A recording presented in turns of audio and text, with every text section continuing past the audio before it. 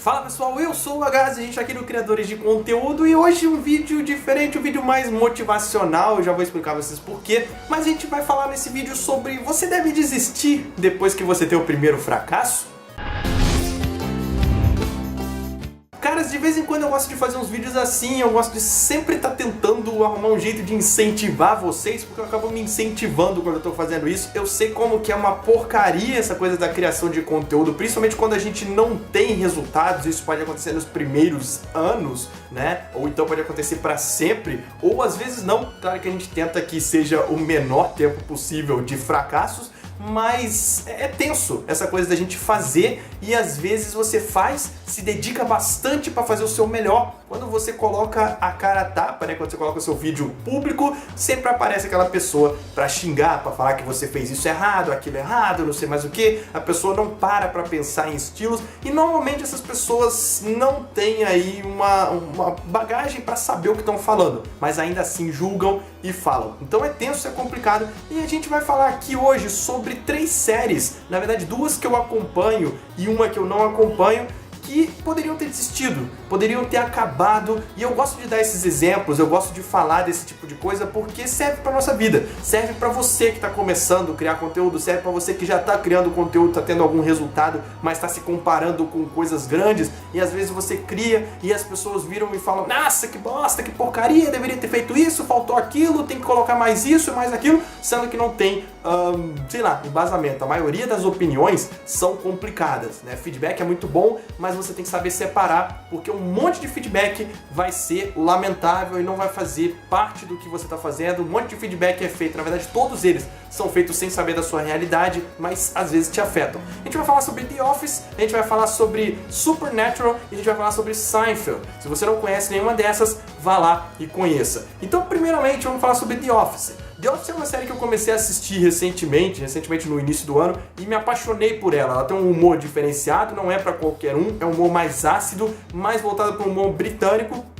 Enfim, se você conhece, você sabe que é foda, se você gosta. Se você não gosta por causa dessas razões ou por causa de outras, tudo bem. Mas o que eu quero dizer aqui, é voltado para a criação de conteúdo, é que The Office, se vocês não conhecem a história do seriado, não dentro do seriado, mas de como ele foi produzido, eles fizeram 6 episódios iniciais, buscaram alguns atores e fizeram, né, baseado no The Office britânico, que tinha esse humor diferenciado. Eles pensaram assim, será que isso vai ser aceito muito bem nos Estados Unidos? Porque na Inglaterra já é uma coisa mais típica, né? Já é cultural, aquele humor meio, às vezes, beirando o racismo, beirando alguma coisa, mas fazendo sátira de situações acima. Você precisa se colocar num ponto acima para você entender a proposta deles. Se você olhar de frente, você fala, nossa, que racismo e tal. Então eles pensaram assim, será que isso vai funcionar nos Estados Unidos? Será que a gente vai conseguir fazer dar certo? Fizeram 6 episódios, daquele jeito. Os primeiros eles já cutucaram sinistramente, o terceiro episódio foi sobre etnias, então eles zoaram um monte de etnias,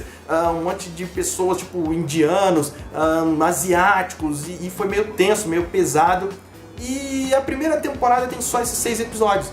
E a crítica, as pessoas que assistiram, odiaram, né? Detonaram, falaram, nossa, que bosta, que porcaria, lixo e tal e tal. Foi uma aceitação muito ruim, muito baixa. E aí os caras foram avaliar, porque todas as séries de televisão são feitas assim. Fazem uma temporada, 1, 2, fecha o contrato, termina isso, eles avaliam, né? Antes de terminar, 6 meses antes, eles avaliam o projeto, né? Tipo assim, como é que tá? Tá indo bem? Tá tendo muita aceitação, muita audiência? Tem futuro ou não tem futuro? Se não tiver tanta audiência, se tiver ruim, eles cancelam. Se tiver bom, eles continuam e renovam para mais 1, 2 temporadas, reescrevem, contratam os atores de novo, fecham o contrato e tal, certinho, e continuam fazendo. Então eles pararam para analisar e viram que tava horrível, tava tipo as pessoas xingando, a crítica não recebeu muito bem, mas ele falou assim, olha, foram só 6 episódios. Vamos tentar fazer uma temporada. A gente renova para uma temporada, a rede de TV aceitou e tal, e pronto. Era uma série que passava tipo em horário lamentável e tal, e renovaram.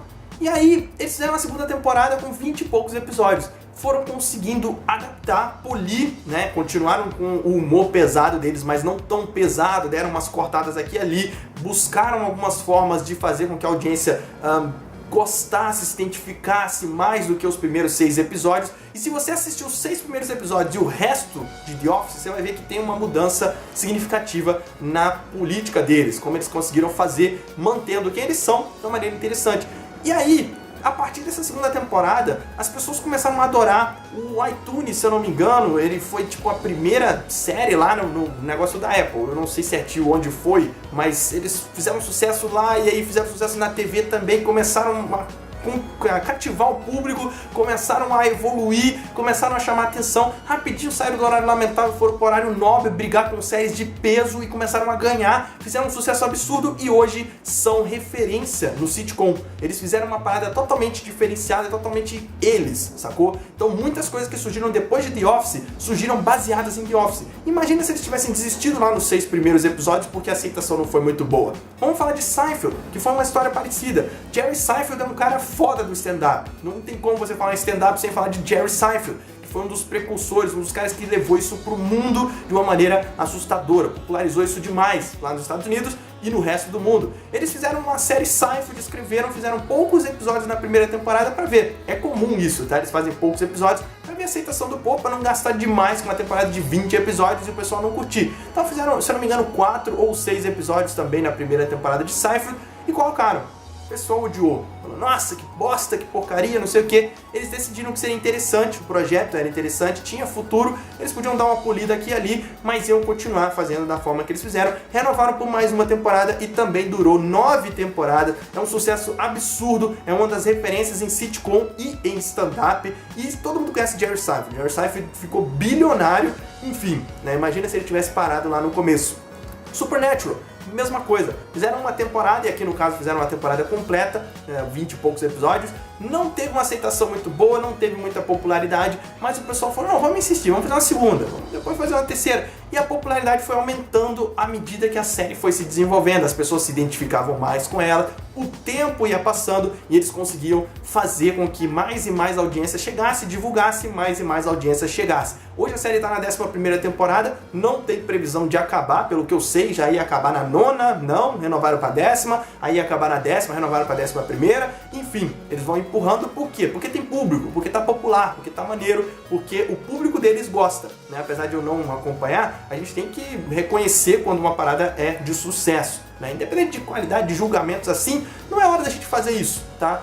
Esses preconceitos a gente tem que deixar pra lá quando a gente tá tratando de criação de conteúdo, porque se tá dando certo é porque tem mérito, independente se você gostar ou não, tem algum tipo de mérito ali, seja no marketing, ou seja na qualidade da parada, ou seja nos dois. Então por que eu tô falando isso pra vocês? Porque às vezes a gente tá começando e a gente não tem estrutura da família, a gente já fez um vídeo falando sobre apoio daqui, depois vocês procurem aqui no canal, a gente não tem estrutura de amigo, a gente não tem estrutura de ninguém, mas a gente acredita naquilo que a gente tá fazendo. E às vezes você coloca o primeiro vídeo e não foi muito bom, as pessoas vão xingar. Às vezes você coloca o segundo vídeo e não foi muito bom também, as pessoas vão xingar. Se você decide parar, se você decide não fazer, às vezes você está minando uma coisa que poderia ser extraordinária depois, né? Então sempre pense nisso, sempre pense nessas coisas na hora que você se sentir desmotivado. Pense que grandes projetos também surgiram de desmotivações, de coisas onde as pessoas não estavam acostumadas, não estavam preparadas. Grandes canais do YouTube americano ou YouTube brasileiro, se você for ver nos comentários, vai ter gente xingando. E quanto maior o número de pessoas você alcança,